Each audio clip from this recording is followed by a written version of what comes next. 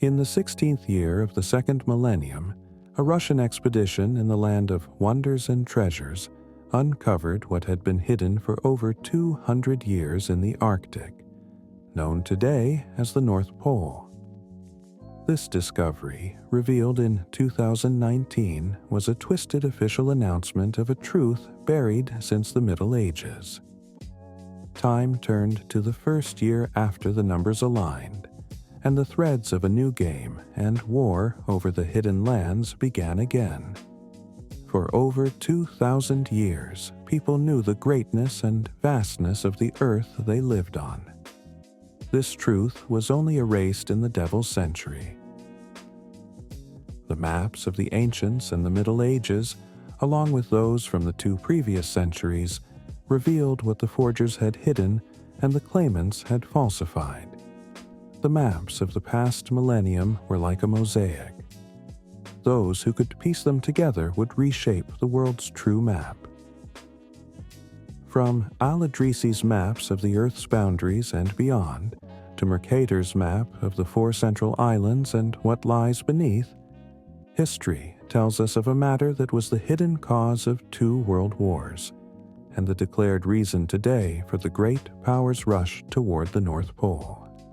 This is the truth of Arctica, the giant continent veiled in clouds. Today, the great continent of Arctica, or as it is now called, the North Pole, is taught in school and university curricula as a frozen patch in the Northern Ocean. They teach students that the North Pole is a circular sheet of frozen water within the ocean. Yet, at the same time, the official document from the Arctic Ocean Conference on May 27, 2008, held among the bordering nations of Canada, Denmark, Norway, Russia, and the United States, stated the necessity of cooperation among these 5 countries in mining minerals and oil. In other words, the division of the pole's resources among the surrounding nations. This document relied on exploratory missions to this continent in the 1950s, which described it as habitable land, partly covered in snow and partly in greenery. These reports are now adopted by major nations and confirmed by official government bodies. Environmental organizations describe life in the Arctic as rich in shrubs, grasses, and diverse plants, along with herbivores like caribou, moose, musk oxen, and reindeer, as well as predators like snowy owls, Arctic foxes, polar bears, and wolves. Yet, in contrast, modern maps on globes and Google Earth have completely removed the continent of Arctica, replacing it with a dark void and clouds. Greenland is depicted as entirely snow-covered, contrary to reality. Here, we notice a major contradiction between 3 official entities: educational, governmental, and geological. Educational institutions present the North Pole as merely frozen water inhabited by some Arctic wildlife. Governments admit it is a vast land covered in plants and animals. Meanwhile, geological authorities have hidden it entirely beneath ice or seas. This discrepancy makes any free, discerning person wonder: are we not in the age of satellites, as they claim?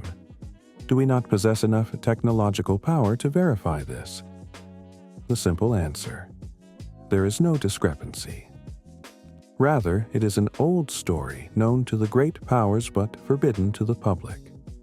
Its truth was falsified 200 years ago and completely erased in the Devil's Century we now live in. So, what is the truth of the North Pole beyond the fake maps and media deception? What was found there that reignited the conflict over it? To understand the truth of the great land of Arctica, we must first return to the maps and books of the ancients.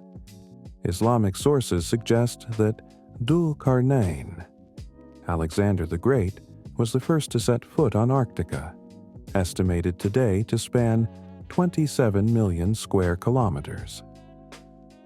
Some studies even indicate that the Prophet Solomon sent his ships to these lands. The first thread of this truth began in the Middle Ages. The Vikings knew of an ancient continent they called the Seen Land of Treasures, or Garden of Eden. Their preserved manuscripts in the Vatican Library mention that they were among the first peoples to discover new northern lands during their expansions and invasions, which began in the 9th century and reached as far as Andalusia. For them, the Arctic was a land of gold, riches, greenery, and abundant life, which explains their mysterious mass disappearance at the turn of the second millennium, as documented by Angelo Forte, Richard Orme, and Frederick Peterson in The Viking Empire, 2005. Some Scandinavian tales mention that when they reached the land of treasures, it was not uninhabited. Peoples lived in its dense forests among giant trees, in a paradise-like garden surrounded by towering mountains, freshwater rivers, and diverse wildlife. A land of such prosperity that it defied belief. Over time, these accounts became European folklore, passed down for centuries. By the 15th century, King Henry VIII officially announced the discovery of a massive land called Newfoundland, now part of Canada, believed to be the gateway to the New World. In the mid-16th century, the Flemish cartographer Gerardus Mercator introduced the Mercator projection, a system of longitude and latitude in parallel straight lines. He created a renowned atlas surpassing even Al-Idrisi's, detailing hidden cities and lands. His maps remain among the most accurate of his time. Yet, if you mention Mercator's 1569 map of the Arctic, modern geographers will stutter in denial. Why? Because it clearly depicts the North Pole as 4 islands surrounding a black magnetic mountain. Rupes Nigra, a 22-kilometer-wide rock that pulls all compasses northward. Mercator wrote in 1577, "In the center of the 4 circular lands around the Black Rock lies a great whirlpool, drawing in the waters of the 4 rivers, dividing the center into 4 regions. The sea pours into the earth through a vast tunnel, 4 degrees wide on each side of the pole, 8 degrees total. At its heart stands a bare black rock, 22 kilometers across, likely a great lodestone. The compass needle points to it no matter where you move." This means only one thing. What was written in ancient books was real.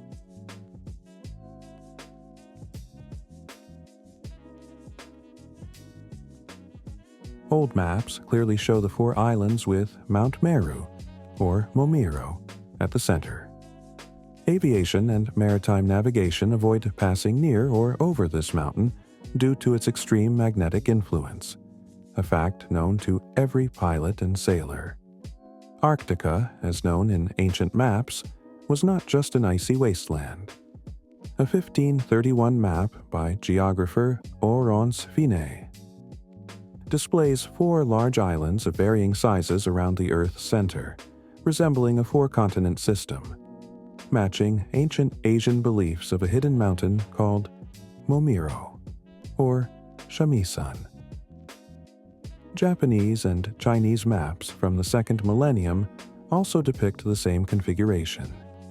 The truth is, these lands were well documented for over 1,000 years, before being erased from public consciousness.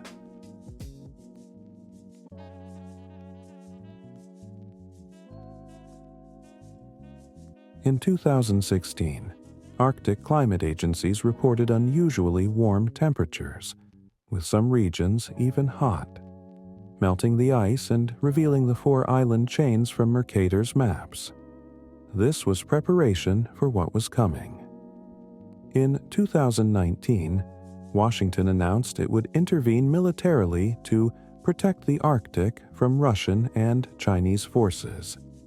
Battleships and fighters were deployed to secure these lands. The official narrative: melting ice has revealed secret northern lands, holding treasures that could make all of humanity unimaginably wealthy. Today, both the Arctic and Antarctica are under heavy military lockdown, with strict bans on civilian entry. The question remains: what are they hiding inside?